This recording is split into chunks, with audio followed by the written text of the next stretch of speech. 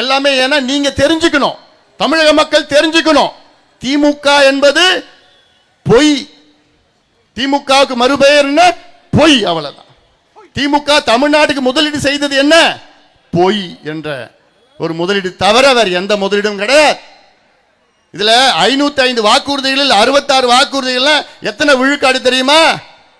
13 விழுக்காடு, 13%.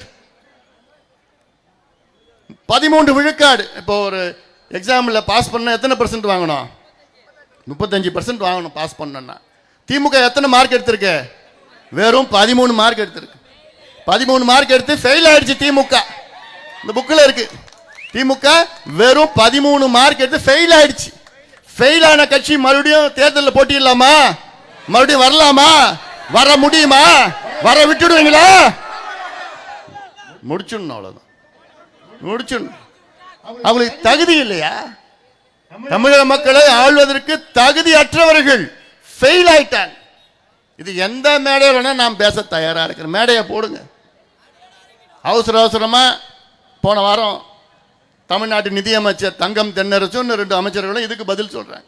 அதுலயும் பொய் சொல்லிட்டு, அதுலயும் ஒரு பொய் சொல்லிட்டு, நாங்க 40 நிறைவேற்றிடுவோமா, மீதிலாம் அரசாணையை போட்டுவிட்டோமா. உன் அரசாணை யாரையா? எந்த எந்த யாருக்கு வேணும் அவன் அரசாணை? எதுக்கியா பொய் சொன்ன? அதுல ஒரு பொய். இன்னும் மிகப்பெரிய ஒரு பொய் என்னன்னா, நாங்கள் ஆட்சிக்கு வந்தவுடன் ஒரே வாரத்தில் நீட்டு தேர்வை ரத்து பண்ணுவோம். படுபாவீங்களா? இவ்வளோ பொய்ய சொல்லுவீங்களா? எத்தனை பொய்யா, எத்தனை பொய்யா? விவசாயிகளுக்கு 56 வாக்குறுதியில் கொடுத்தாங்க. விவசாயிகளுக்கு 56 வாக்குறுதிகள் எல்லாம் இருக்கு. எத்தனை பேர் நிறைவேற்றி இருக்கிறாங்க? வெறும் 8. 56ல 8 தான். 48 வாக்குறுதிகள் நிறைவேற்றல. ஒரு 7 அறகுறையா. ஆக இவ்வளோ பொய் சொல்லுகின்ற திமுகவை நிச்சயமாக அகற்றுகின்ற காலம் நேரம் வந்துவிட்டது. இந்த தேர்தலில் மிக முக்கிய முடிவை எடுக்க வேண்டுமா? குறிப்பா நான் சொல்வது பெண்களுக்காக தான் நான் சொல்றேன். பெண்கள், தாய்மார்கள், மகளிர், தயவு செய்து திமுகவை அகற்றுங்கள், அகற்றுங்கள். திமுக ஆட்சியை அகற்றுங்கள். இல்லனா ஒரு மருத்துவனாக, முன்னாள் இந்தியாவின் சுகாதாரத்துறை அமைச்சராக நான் சொல்றேன், திமுக தப்பி தவறி மீண்டும் ஆட்சிக்கு வந்தால் உங்களுடைய பிள்ளைகளையோ உங்களுடைய பேர பிள்ளைகளையோ நீங்க மறந்துடணும்.